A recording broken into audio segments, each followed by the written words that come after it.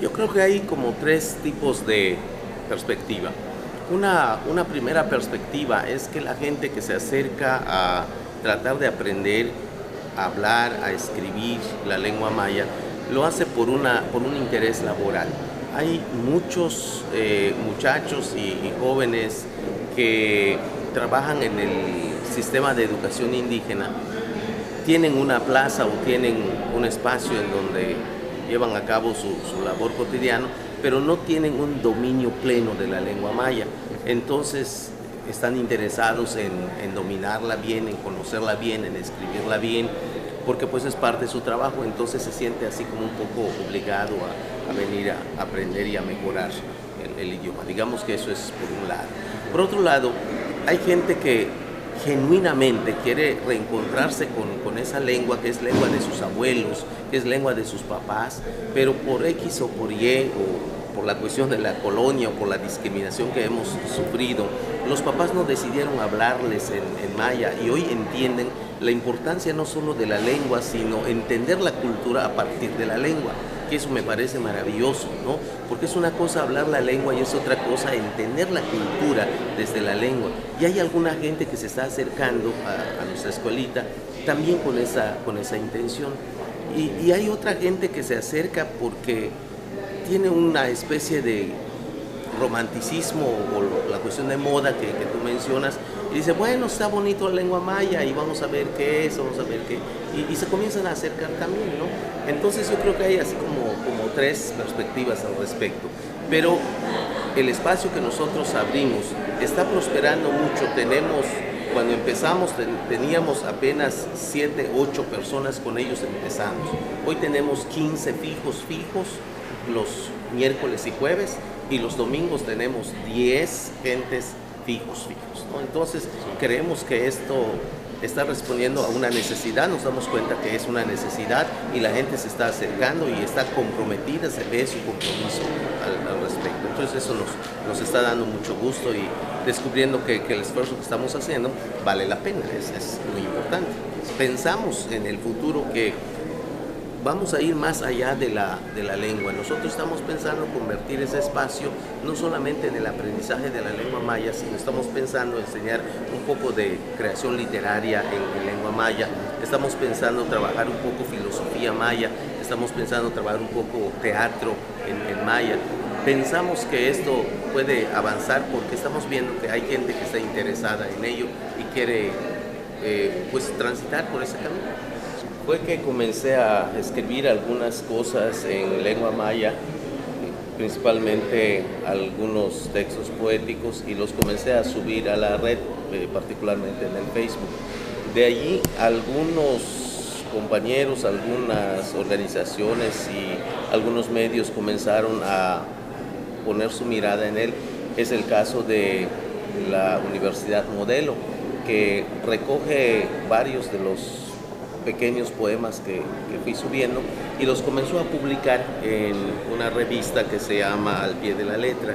Entonces a partir de ahí aparece el Chilam Balán y también comienza a recogerlos y los comienza a publicar, y además me pide que yo hiciera una especie de audios y leer los poemas y mandarle los audios, y los comencé a hacer y él los empezó a subir en su propio medio.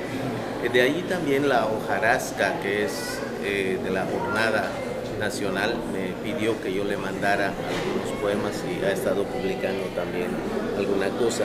Luego encontré una convocatoria de la revista electrónica Sin Fin y comencé a mandar algunas cosas, y también me han estado publicando algunos ensayos y algunos poemas.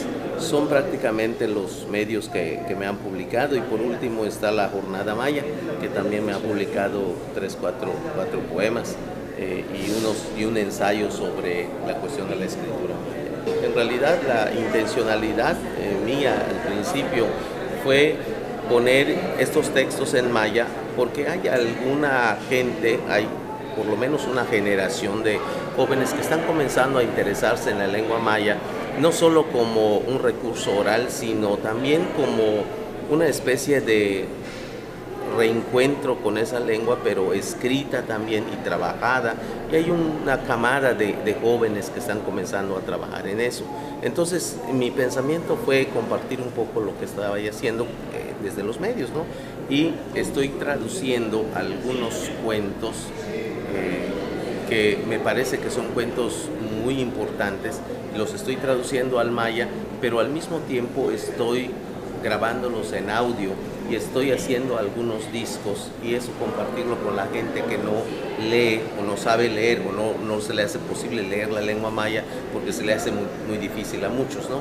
Entonces, por al menos tienen un disco en donde pueda ir escuchando esos cuentos.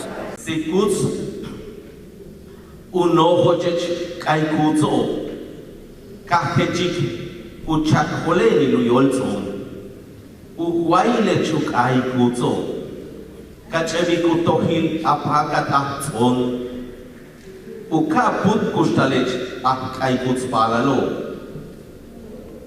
kakayik apuksik ala kinzakai ukailech ubukash kaikutso kapashika chimleken ulnak utamyunsil uahkalanech kustal kaikutso kamahanti kuchi yung Cecilio chikutialakai Upashilech uyutzilushikin yunkash lebetik un yulcha pashtalech Kingsville tu menzul.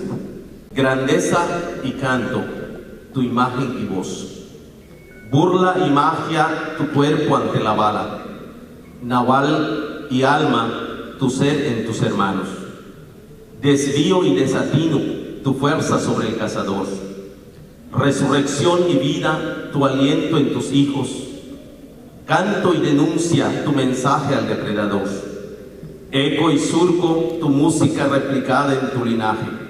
Lanza y jabalina, tu tambor recibida de los dioses. Guardián y defensa, tu táctica y estrategia. Coraje y valentía, tu profecía en Cecilio Chi. Belleza y ritmo, tu sonido en el corazón de Yunkash. Por eso, el Zulte ha desaparecido como un 43. Muchas gracias.